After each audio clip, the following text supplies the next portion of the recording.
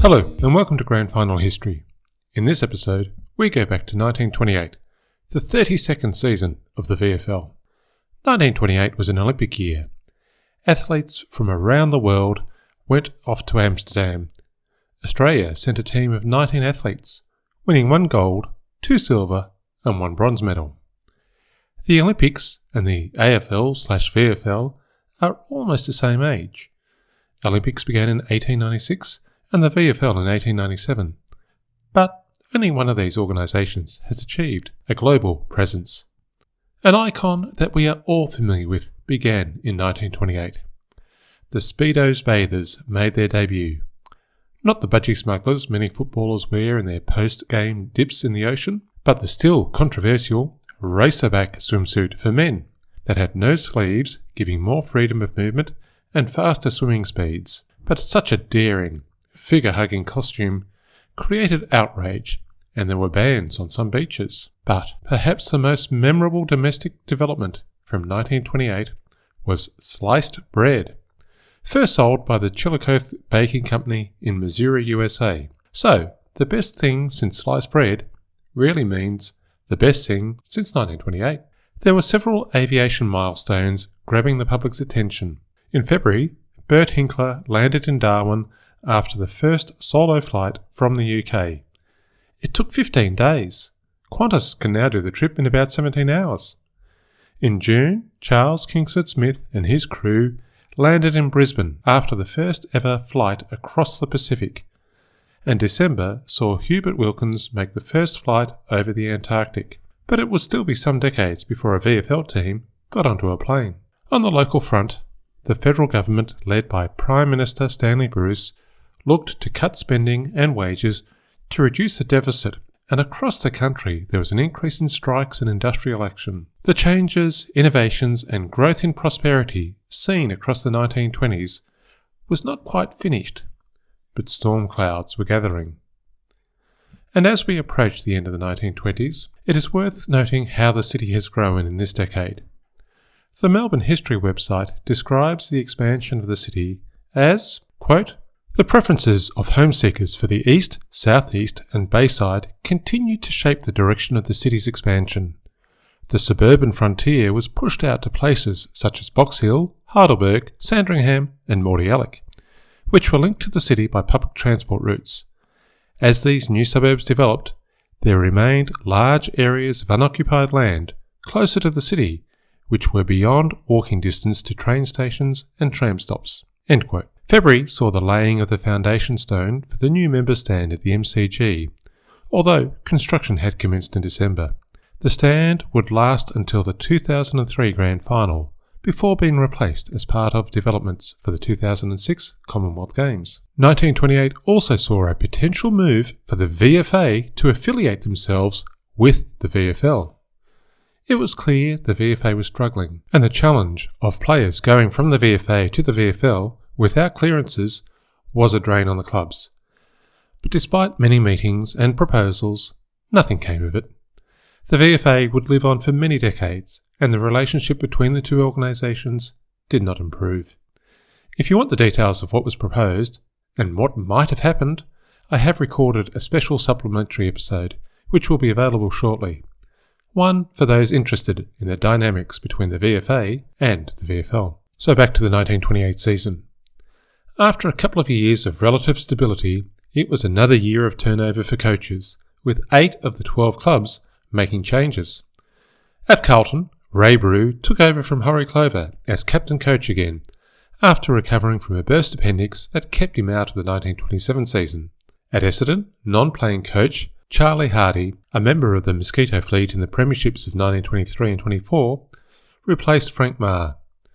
Over at Fitzroy, it was Gordon Rattray, who had captained the club in their 1923 Grand Final, before becoming a non-playing coach at Melbourne, who returned as non-playing coach, replacing Vic Belcher. Down at Geelong, Cliff Rankin had retired, and the new captain coach was Tom Fitzmaurice. At Hawthorn, Dan Minogue's time was up, and Bert Sutton transferred from South Melbourne to become captain coach. At Melbourne, the former premiership captain coach Albert Chadwick stood down and played one more season just as a player, and Brownlow medalist Ivor Warren Smith became their captain coach. Over at North Melbourne, Sid Barker finally hung up his boots after a one-season comeback as playing coach, and former Collingwood Grand Final captain Charlie Tyson, in his second year at North, took over as playing coach. The final change of coach was at St Kilda, where George Hines, one season as coach, was done, and in his place George Sparrow would return for his third stint as coach of the Saints, a man who had the honour of getting St Kilda into their first grand final in 1913, when they were runners-up to Fitzroy. Coaches generally had shorter careers in this era, with the notable exception of Collingwood's Jock McHale, but 8 new coaches out of 12 competing teams, equivalent to 67% of the clubs, was the second highest turnover of the VFL's history. The biggest year for turnover of coaches was 1925, when 9 new appointments out of 12 clubs meant 75% of the competing sides had a new coach that year. The season would start with some famous players missing, including Roy Up There Cazaly, who had left South for the very last time. He was off to Launceston, where his playing career would extend with various Tasmanian teams up to 1936, and he would even play a couple more games for Camberwell in the VFA in 1941 when he was aged 48. We will see Roy Cazaly again in 1942, where he will coach Hawthorn. The previews of the season were again optimistic for a successful competition. Collingwood, the reigning premiers, were considered to have improved their standing and would field a stronger 18. Coach Jock McHale said, "The recruits offering are the best I've ever seen at Collingwood." Given how little McHale ever said, this was considered a significant statement. Carlton and Richmond were both considered premiership potential by Follower in The Age. There was also a new definition of holding the ball, where a player had to be held firmly enough to stop him or retard his progress. When held, a player must immediately punch, kick or get rid of the ball, otherwise it would be a free kick. Spoiler alert, this is not going to be the end of disputes about holding the ball, holding the man. In other developments of the rules, free kicks could be cancelled by the umpire calling play on if giving the free would penalise the team. We see this now with the advantage rule. And there was also an update in the process of reporting players. Umpires were issued with cards, and any reports were to be detailed in triplicate, with copies going to the clubs and to the league office by 4 p.m. Tuesday afternoon. They had more confidence in the mail in those days, getting through on time. The season opened on a sunny April 21, the earliest opening to the VFL season so far, with 128,000 people making their way to the 6 games. In another break with tradition, Collingwood had to play away at Geelong, despite being the reigning premiers. They would have to wait until round 2 to unfurl their premiership flag. The match at Geelong was tipped to be the game of the round, given that Geelong had finished in the top 4 in the previous season, and it did not disappoint. After a slow start, the Magpies led by just 4 points at three-quarter time, and they managed to be just 1 goal in front when the final bell rang. But that wasn't the closest game of the day. Hawthorn gave their supporters hope for a better year, but also disappointment, when they lost by just 3 points to St Kilda. Footscray kicked 5 goals in the last quarter against a fading South Melbourne, but the Lakesiders held on by 1 point to win their opening game at home. The other narrow result was a 2-goal win to Melbourne over Essendon after the scores had been close all day. In the other games, Richmond had an easy win over North, as Carlton had against Fitzroy. In his review of the opening round, Old Boy in the Argus continued the campaign for the need to allow substitutes for injured players, pointing out some of the incidents in the round. For example, Fitzroy's Lou Bowles had his wrist broken and returned to the ground after having the bones set, wearing a splint. At Punt Road, North Melbourne's captain, Charlie Tyson, collapsed at quarter time, having strained the muscles in his back. He returned to the ground after half-time, useless other than providing leadership and inspiration. The Tigers also lost Percy Bentley with a torn thigh muscle. He stayed on the ground, unable to contribute, and potentially further damaging his leg. It would still take several seasons for the substitute rule to change and the 19th man to appear, but the message from the supporters and the press was becoming louder. In the first week of the season, a number of players met to form a Players' Council, or to reinstate the organisation that had previously existed in 1913, but fallen away and not been reformed after the war. The broad aims were to care for players who had been injured or were sick, a right of appeal if a player's clearance was refused, and to be able to provide input on the rules of the game. While the Players' Association is an accepted part of the modern game, with a key role in representing players in the financial division of income from the league, the 1928 version, however, made it clear they would not be involved in any financial arrangements between a player and the clubs. The first third of the season was completed by the end of May. The latter, after 6 games, saw Melbourne on top, undefeated, even though most of their games had been decided by less than 2 goals. Collingwood was second, having only lost 1 game against bitter rivals Richmond. The Magpies had a much better percentage than Melbourne. Carlton and Essendon made their way into the top 4, with Geelong, Richmond, Footscray and North Melbourne all a game behind Essendon on 3 wins. In what looked like it might be an even season, Fitzroy and Hawthorn were yet to get a victory, with Hawthorn in a sadly familiar 12th spot. Fitzroy might have got their first win for the season if they had a kick straight in their round 6 game against Geelong. The Maroons' score of 2 goals, 27 behinds, 39 points, meant they lost to Geelong, who had 19 goals and 8 behinds, for 122 points. Geelong had 26 scoring shots. Fitzroy had 29 scoring opportunities, but the margin was still 76 points. That must have been a long train ride back from Geelong for the Fitzroy players and supporters, especially as they recalled the 5 times they hit the post, and the fact that their second goal only came during time on in the last quarter. And just to show how football is a funny game, about a month later the Maroons had a day out against North, and Jack Moriarty kicked 12 goals on his own. But that didn't help in the horror game against Geelong. While Geelong were looking to break their way back into the top 4, they were also reeling from the shock of the fire that destroyed the Brownlow Young Memorial Grandstand. It was just 3 years old and dedicated to the memory of Charles Brownlow and former skipper Henry Tracker Young. The cause of the fire was not known, but, as reported in the Herald, with the floors saturated in training oil and the building made of wood, it burned uncontrollably. Along with the loss of precious photos and memorabilia, players also lost some of their playing kit and had to go out and purchase new boots. The club was playing Richmond at Punt Road in the next game, losing by 3 points. They hosted Hawthorn the following week, with reserved seat holders giving allocated space in the members' stand and teams having to share hot showers, amongst other special arrangements. The stand had been partially financed by an innovative scheme where supporters could pay upfront for 5 years of reserved seats. In the aftermath of the fire, many of these supporters contacted the club to pay an additional 5 years to help finance a replacement stand.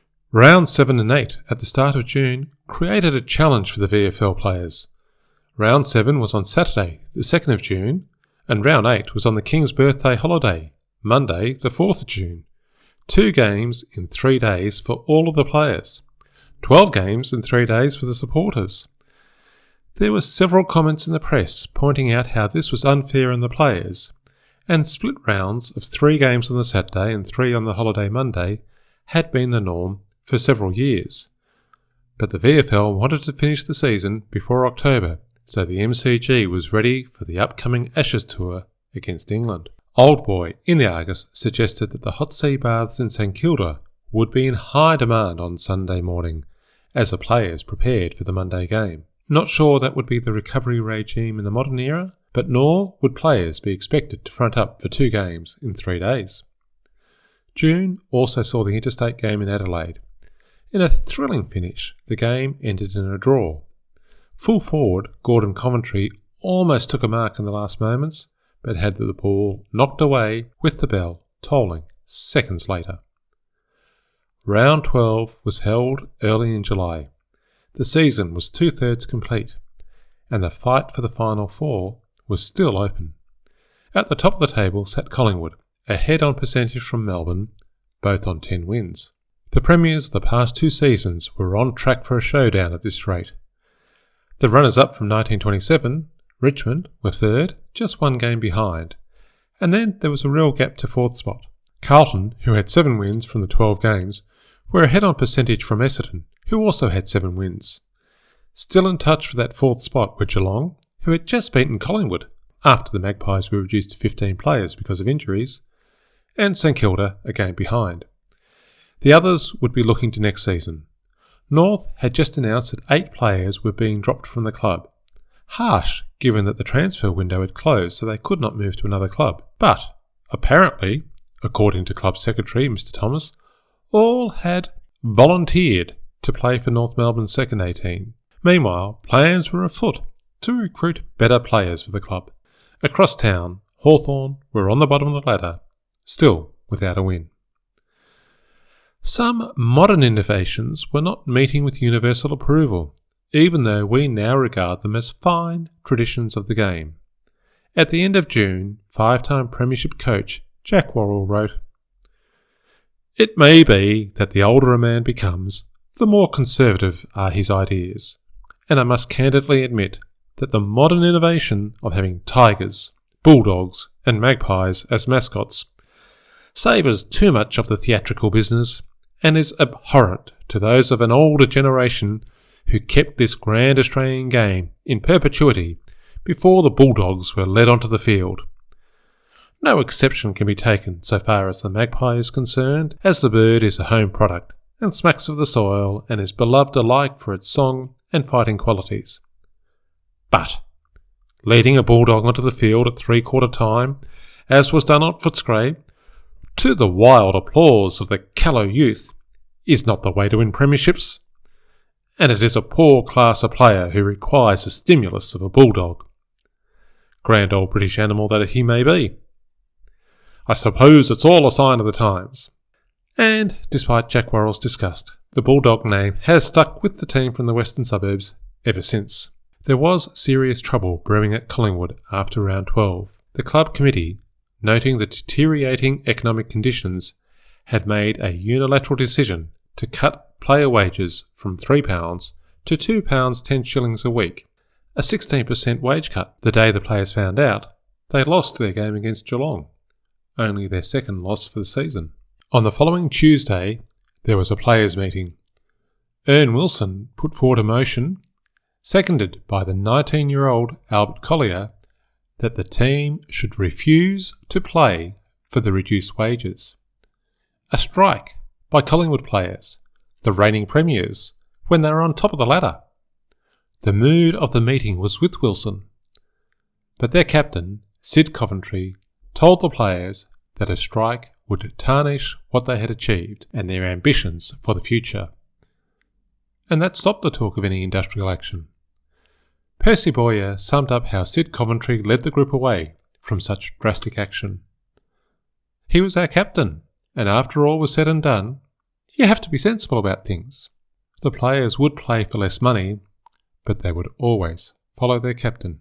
Mid-July saw a shock announcement when the inaugural Brownlow medalist and premiership centreman, Geelong's Kaji Greaves, announced he was leaving Geelong to take up a position at the University of Southern California, where he would be teaching his kicking skills to the American footballers. The opportunity was driven by Andrew Chafee, who was both a member of the board of the university and the son of George Chafee, who had brought his family to Australia in the 1890s to develop irrigation settlements around Mildura. Clearly, Andrew remembered the kicking skills of Australian footballers, and, with his brother Ben Chafee living in Melbourne, a scheme was hatched to find a suitable sportsman to train the university's football team, the Trojans. Chafee and his brother Ben communicated with the leading sports writer, Joe Alexander of Melbourne's Sun News Pictorial, asking that he seek out a player of fine character who was a great kick, an all-round sportsperson and a good communicator. After a prolonged search, the journalist recommended Geelong's Khaji Greaves, and he achieved spectacular results. Before his arrival, the university's players were kicking the ball 20 to 30 yards. After absorbing the lessons from Greaves, players were kicking twice the distance with increased accuracy, and the University of Southern California won the championship. Khaji Greaves would return to Geelong in 1929 after a Hollywood experience of dining on yachts with movie stars, being chased by the Los Angeles press, and meeting millionaires such as William Wrigley of Wrigley's Chewing Gum. A different life to what he led in Geelong, and a pioneer in leading the way for Australian footballers to be recruited into American football, followed up by players such as Darren Bennett, Ben Graham, Sav Rocker, and others. As the season was approaching its conclusion, an issue that will be familiar to modern supporters was highlighted by Old Boy in the Argus. Were teams that couldn't make the finals tanking?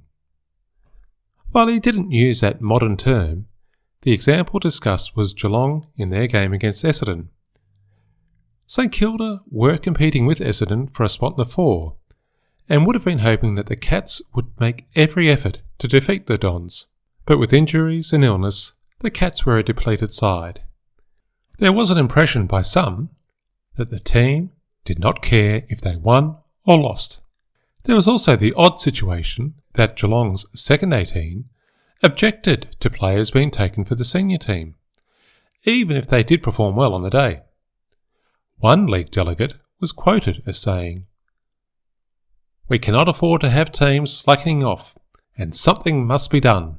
We have too many teams as it is, and clubs that cannot keep up to the mark should realise they may not be wanted." Tough talk indeed, and an issue that is still with us today. At the delegates' meeting on the following Friday, Geelong denied that they played dead.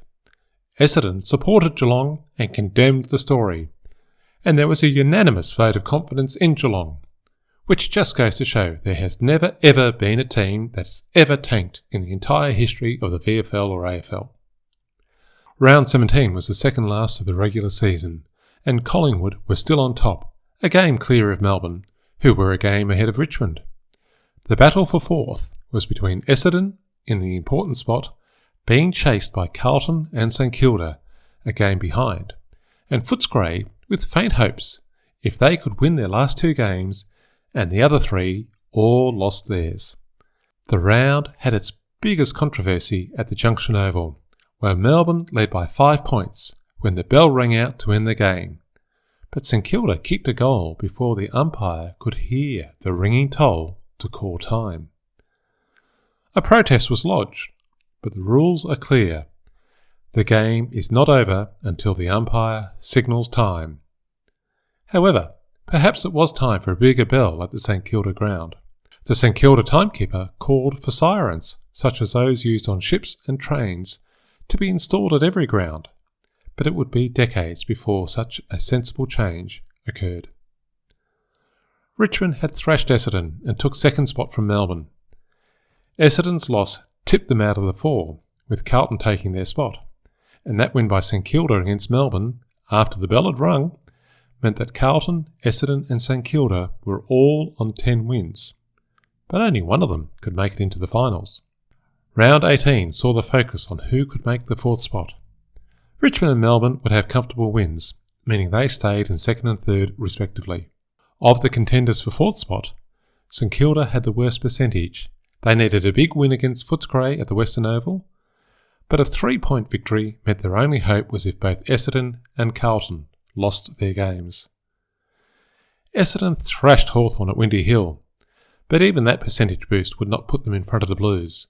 Collingwood had to defeat Carlton if the Dons were going to play in September.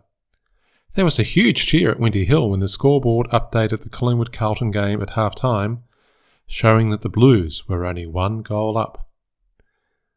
Carlton's destiny was in its own hands. A win would mean they were in the finals. But they were playing the ladder leader Collingwood at Victoria Park, a daunting proposition at any time, especially in the last game before the finals began. But a 7-goal third quarter was enough to get the Blues home, They were in the finals, taking on Richmond in the first semi-final. Essendon finished 5th, winning the 1928 Bronze Almostus Award for missing out on the finals by percentage. Hawthorn, without a win for the season, won the Wooden Spoon, finishing 12th. Since entering the VFL in 1925, the team from Glenferrie Oval had only won 7 out of 71 games, losing 90% of the time. A tough start for their VFL career.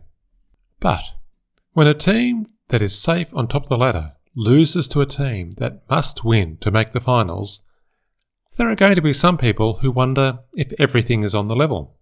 Rumours, never proven, swirled around town that 2 Collingwood players had accepted £50 bribes to play dead. And at some point down the track, the great Sid Coventry, Collingwood's captain, revealed that he had been offered a bribe before the game, but dismissed it immediately. He later joked that he should have taken the money, so poor was his game on that afternoon. On the Wednesday night before the semi-final, the Umpire and Permits Committee met to count the Brownlow medal votes, submitted by the umpires after each game.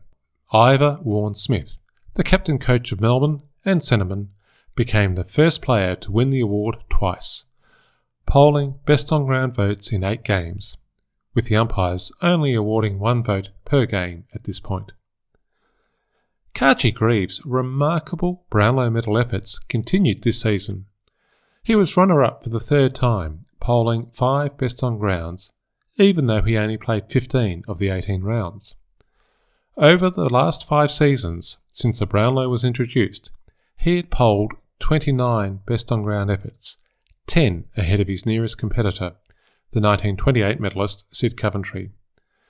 Greaves had won the first Brownlow medal in 1924, come second 3 times and third once.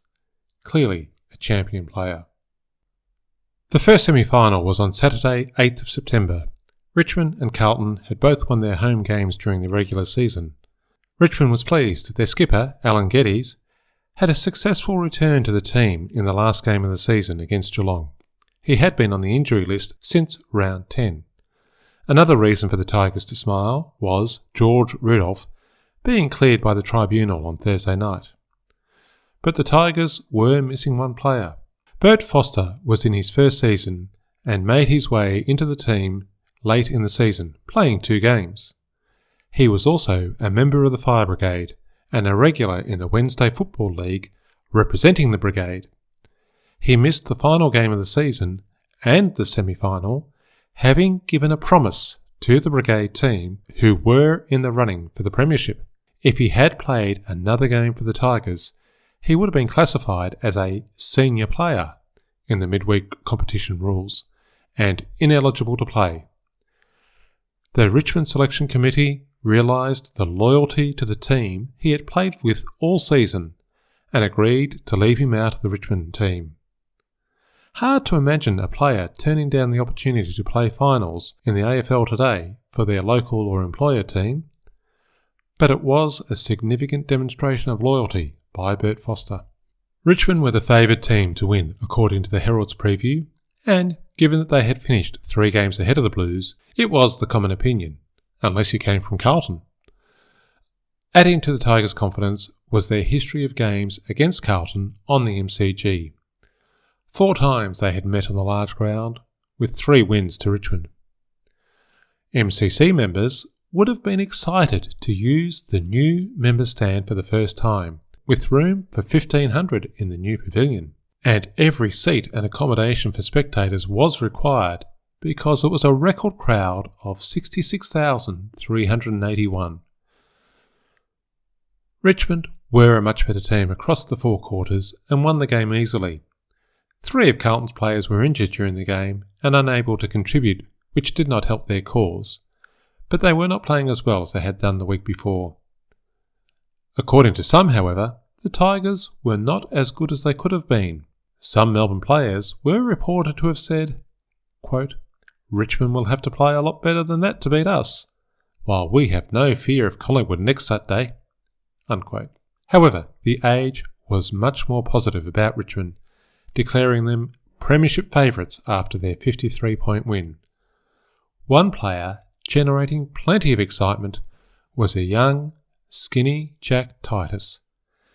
He had played a handful of games in 1926 and 27 before establishing himself in the team in 1928. In the last 2 games of the season and in the first semi-final, the 20-year-old had scored 20 goals, announcing himself to the football public. He will be a regular item in future episodes. The main concern from Richmond was the reporting of Captain Alan Geddes for striking Carlton's Tommy Downs, and some injury concerns for a few players, but they had a week off to recover while top-of-the-table Collingwood took on Melbourne in the second semi. The tribunal was severe with Geddes, suspending him for 8 weeks, meaning Donald Don would replace him as captain in the next final. While the Magpies had finished on top of the ladder, claiming the important right of challenge, their form in the last 2 weeks of the season was poor.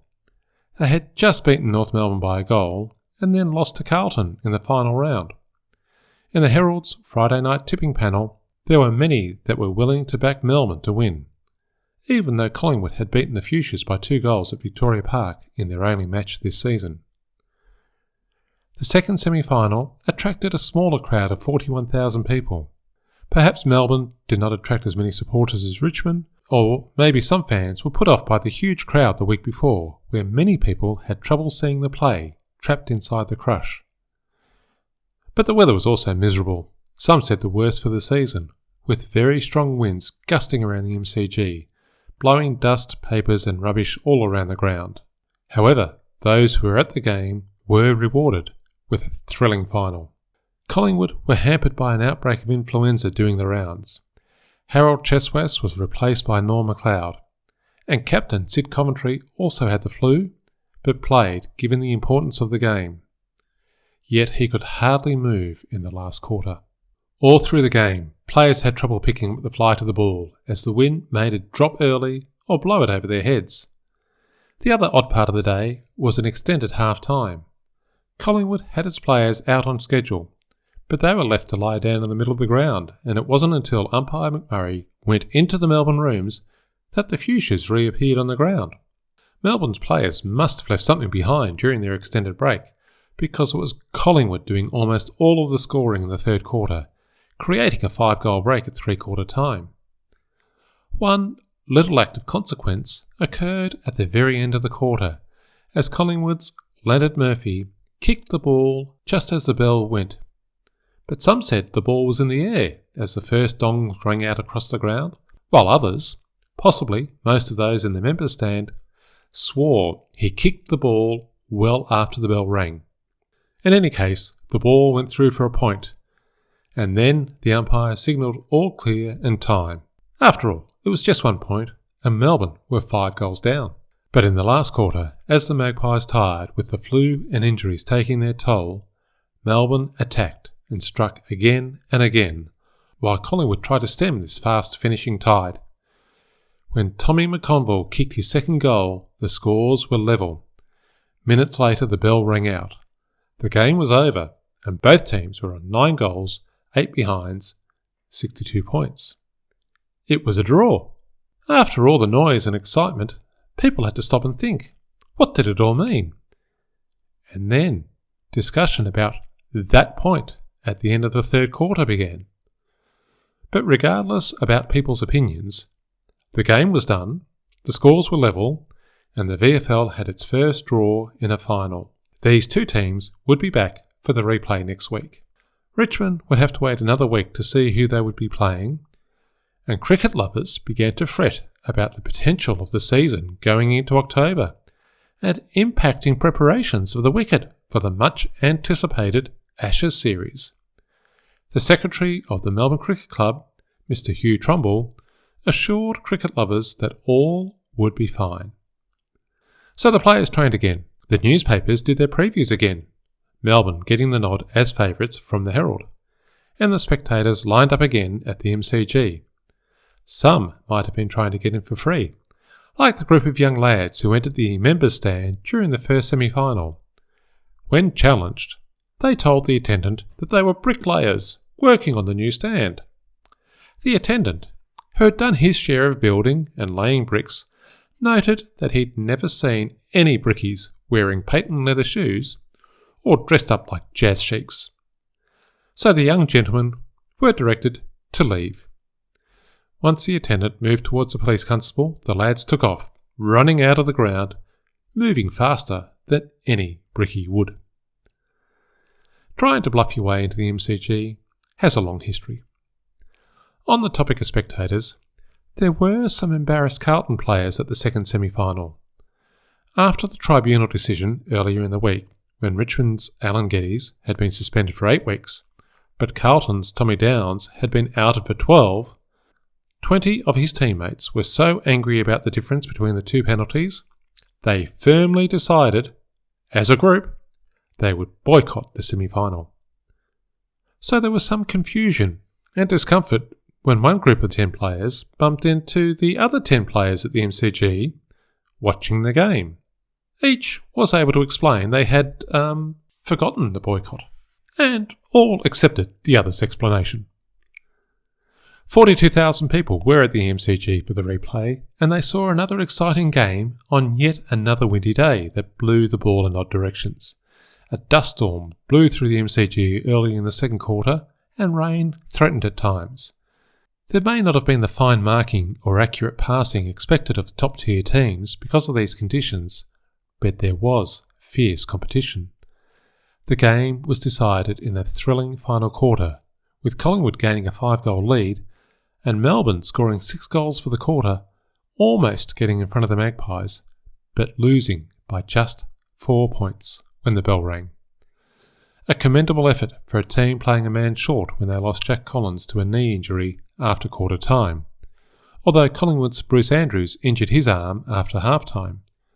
Both Collins and Andrews hovered about in their respective forward lines, unable to contribute to their team's efforts.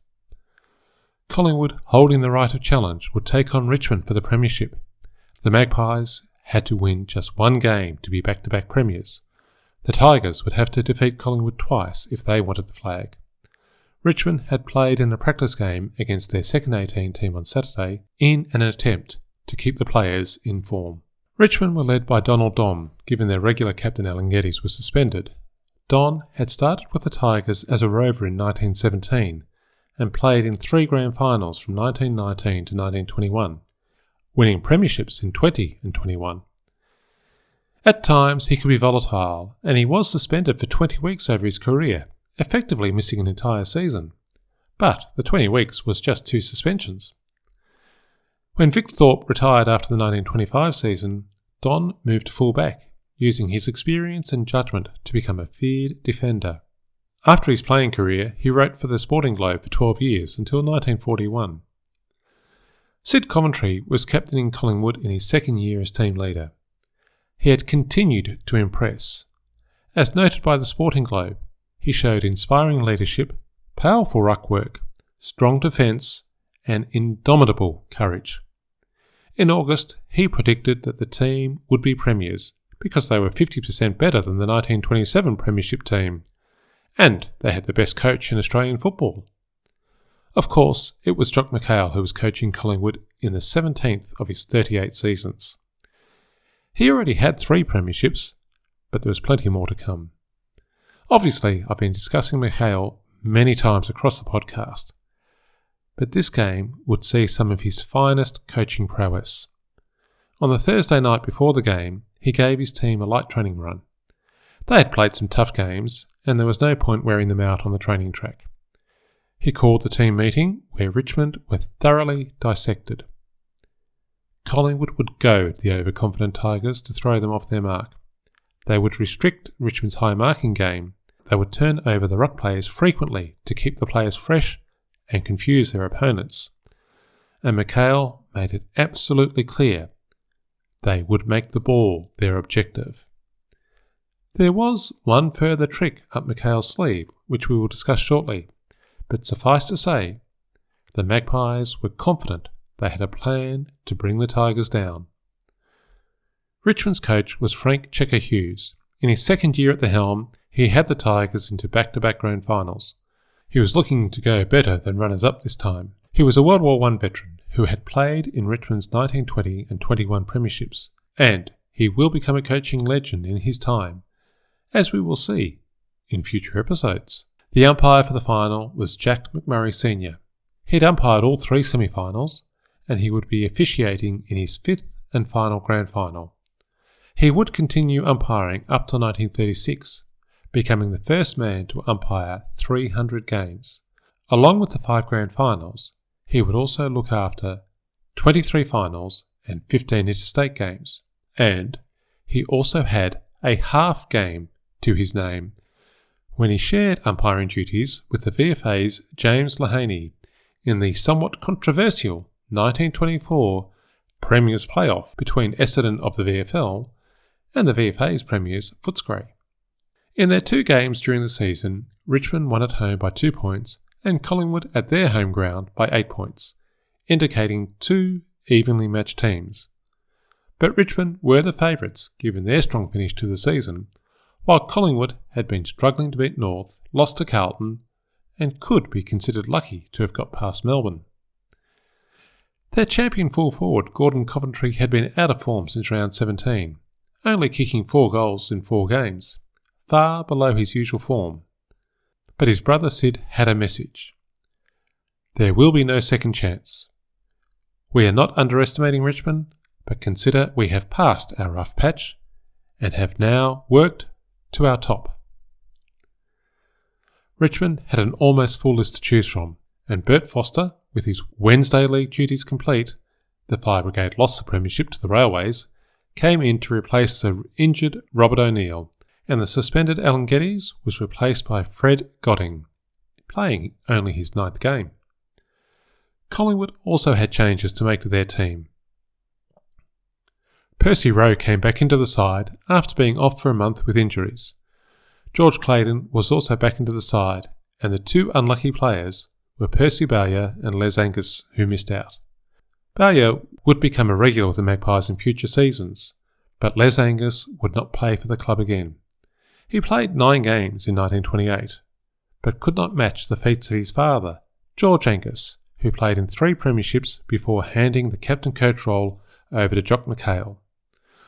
But Les's son would play 73 games for Hawthorn in the late 1960s and 70s, including the 1971 premiership team, a 3-generation VFL family with 2 winning premierships.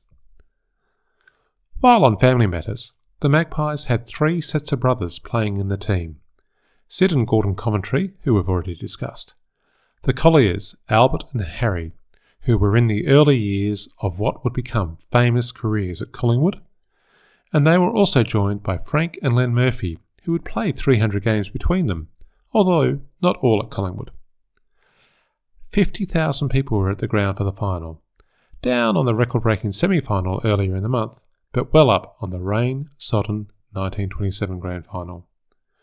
The curtain raiser was between Royal Rovers and Burnley, playing the final of the Metropolitan Junior Association. These were under-18 teams being given the chance to play on the MCG, a preview of the more recent tradition of under-18s in the TAC Cup or NAB League playing on the MCG early on Grand Final Day. Burnley won the game, 11-6 to Carlton's Royal Rovers, 8-15. Unlike the horrific conditions when Richmond and Collingwood met in 1927, the day was fine, the ground was firm, and there was little wind to interfere with the play. Collingwood were warming up before the start. Gordon Coventry had entered the game under a cloud of poor form. His brother and skipper Sid came across to him with a simple 6-word message. A lot depends on you today. It's recorded in Collingwood's history that as they strode to their positions at the start of the game, Percy Rowe turned to Coventry and said, "Nuts, if you don't break the record for goals kicked in the final today, I won't speak to you again." When Coventry replied that the Richmond defenders might have a thing to say about the matter, Rowe just growled, "By the time I'm finished with them, they'll be wondering what fell on them." The opening quarter saw a fast-moving game, where Collingwood seemed to have settled while the Tigers were showing nerves and making simple mistakes. Collingwood's Len Murphy scored the first goal with a long, driving kick, much to the delight of Magpie supporters. The the reason for the inclusion of big man Percy Rowe into the Collingwood forward line was quickly becoming clear. In previous games, Richmond's fullback Donald Don had a good record against the dangerous full forward, one of the few defenders who could match it with the fast-moving Gordon Coventry. But Percy Rowe had a job to do: clear a path for Coventry. We would call it blocking in the modern game, and umpires would be penalising Rowe. But Coventry was enjoying a free path to the ball and picked up his first goal. At quarter time, Collingwood led 2-4 to Richmond's 3 behinds. The second quarter started well for the Magpies, but they missed gettable shots. Richmond then started to make their move, with 2 quick goals getting them to within 8 points of Collingwood. But then the game was with Collingwood, and Rowe was breaking a path through defenders for Gordon Coventry. The champion full forward kicked 4 goals for the quarter. Richmond had played some good football, but Collingwood were sharper, cleaner with the ball, and using a superior plan. The half-time score saw Collingwood leading 7-8 to 4-3. In modern times, media deals with the AFL mean that we often get interviews with coaches or players during breaks in the game. It was also done in 1928, when Richmond's captain Donald Don had a few words with the Sporting Globe at half-time. "The style of game is not suiting us.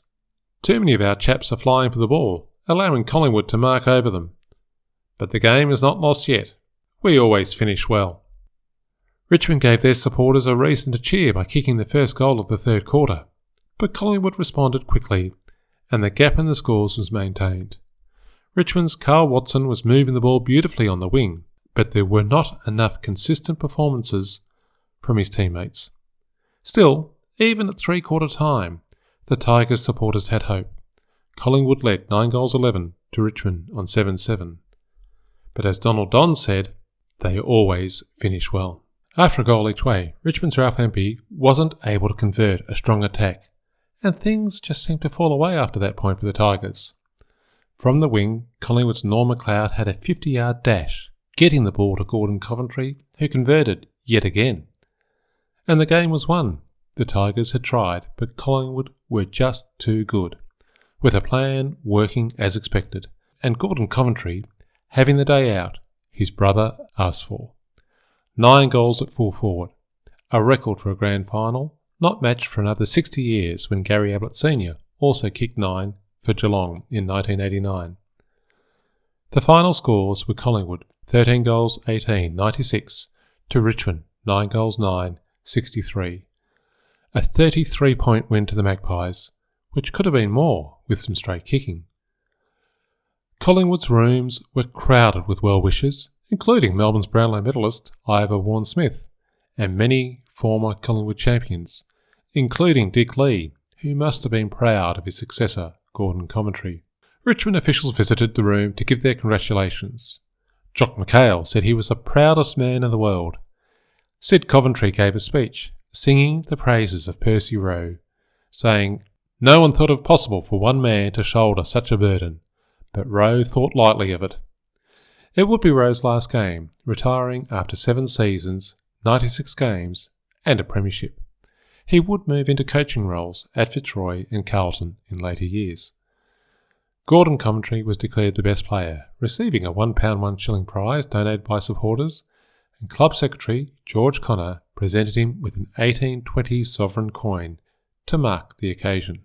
A year earlier, after the 1927 premiership, a group of supporters were claiming the Magpies could emulate Carlton's hat-trick achieved in 1906, 07 and 08. Now they had their 7th premiership and had gone back-to-back for the first time since 1902-03. Was the hat-trick under threat?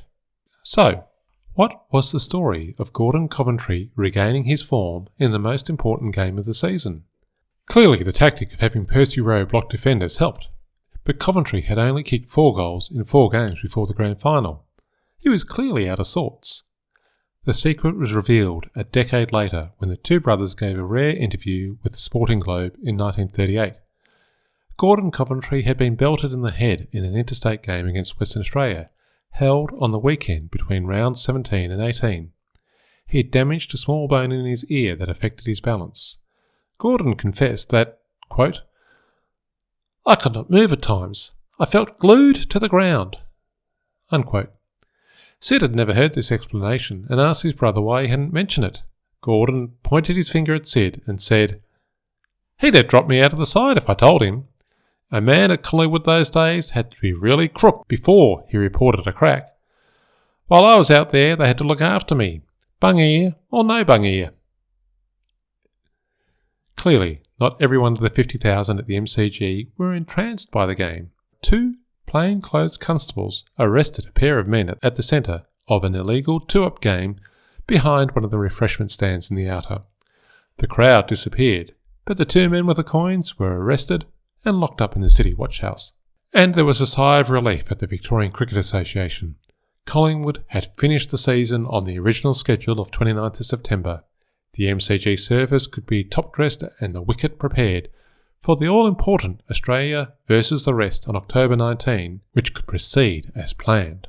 In the post-season reviews, the Argus noted that the attendance at the league games was over 2 million people, with another 326,000 at VFA games. Clear evidence of the overwhelming popularity of the game of football in Melbourne. In the weeks after the premiership, Collingwood players celebrated with smoke nights and a gala night at the Collingwood Town Hall and being hosted at various theatres. Collingwood's premiership wingman, Bruce Andrew, had a narrow escape from tragedy in October when enjoying some post-season celebrations. Having been plucked from the Collingwood district team mid-season when Jock McHale asked seconds coach Hugh Thomas for his fastest player, the selection was so sudden he had to get his mum to sew on the number 27 on the back of the jumper given to him on Friday night. 9 games later, he was a premiership player. But at a team picnic in Mornington in late October, he went swimming and dived too deep, striking his head against the sea bottom. He would spend 12 weeks in hospital and require a neck brace when released from hospital, but he was able to return to the team in the following season. Early November saw rumours being reported that North Melbourne, Geelong and Hawthorn were to be outed from the VFL and VFA club Coburg be taken in, the complaint being a lack of money from the 3 clubs targeted. It didn't happen, but it shows that the composition of the league was not always as stable as we might think. In December, Paran Council even made an application for Paran to join the VFL, but this was quickly declined. As December closed, there were the usual rumours circulating of which players were going to switch teams, who might be appointed as coach, and the aftermath of several club annual general meetings, where reform groups had once again appealed to their member base to let them lead their club back to success. So we'll leave season 1928 there. Collingwood were back-to-back premiers, Richmond back-to-back runners-up, and 10 other clubs were looking to replace them in next season's grand final. Join me next time to see how season 1929 unfolds, a year where football will not be the only thing on people's minds. If you've enjoyed Grand Final History, please leave a review where you get your podcast from. The more goals we kick, the easier it is for others to find the podcast. If you have questions or you want to leave feedback, please email me at info@grandfinalhistory.au or check out grandfinalhistory.au website or Facebook or Twitter for more Grand Final History.